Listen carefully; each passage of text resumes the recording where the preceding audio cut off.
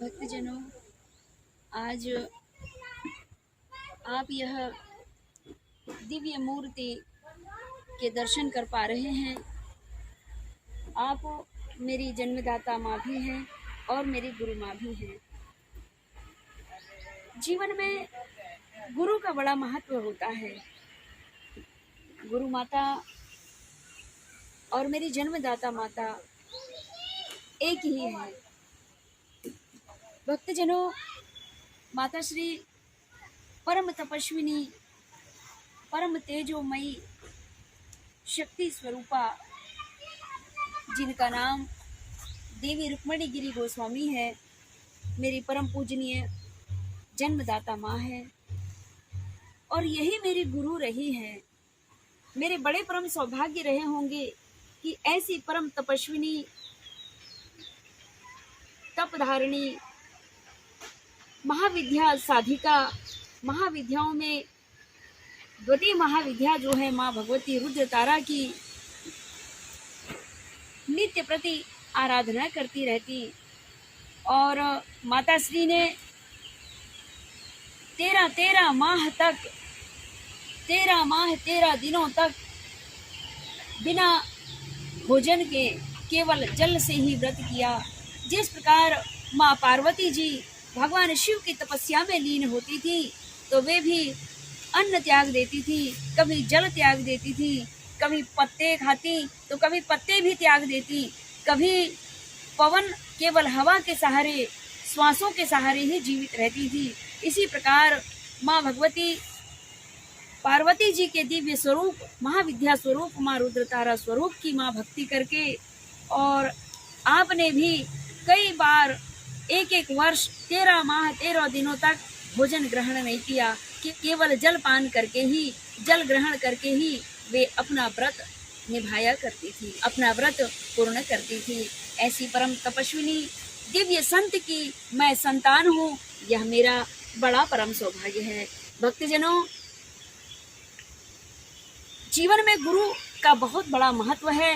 कहा भी गया है, संतों ने भी कहा है, श्री रामचरितमानस में भी वर्णन है कि बिना गुरु भव निधि तरय न कोई, और सो विरंची शंकर सम होई।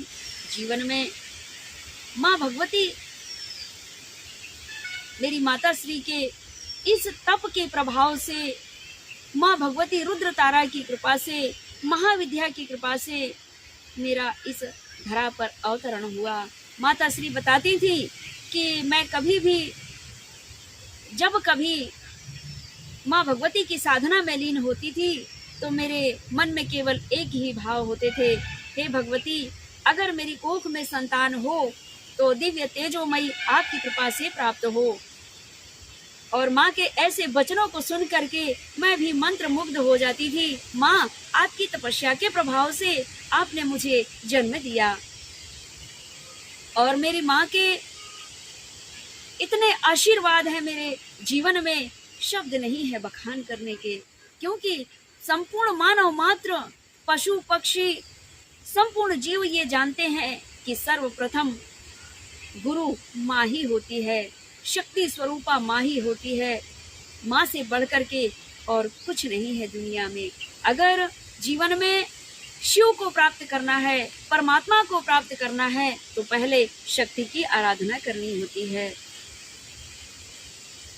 आज पूज्य माता श्री को ब्रह्मलीन हुए 1 वर्ष हो गए हैं।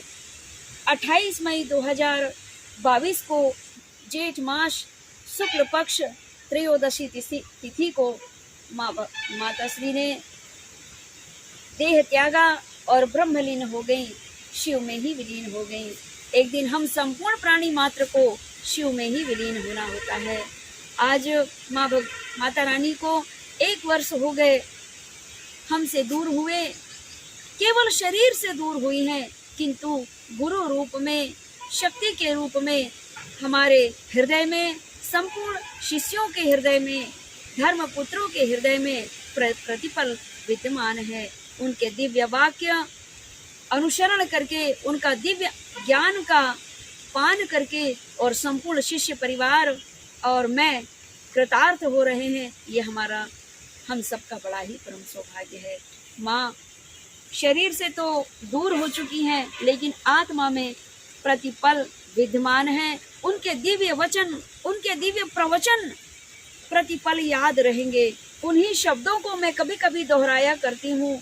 माता श्री के द्वारा जितने भी मैं प्रवचन सुना करती थी, जैसे ध्रुव चरित्र, प्रहलाद चरित्र, जैसे ध्रुव चरित्र, प्रहलाद चरित्र, अनुसुईया चरित्र, श्रीमद् भागवत कथा और श्री रामचरितमानस पाठ जब मैं माता श्री के मुखारबिंद से सुनती थी, उन्हीं को ध्यान में रखकर आज मैं जनमानस तक उनके दिव्य ज्ञान को अपने श्री मुखारबिंद से ज्ञान गंगा धारा प्रवाह कर रही हूँ।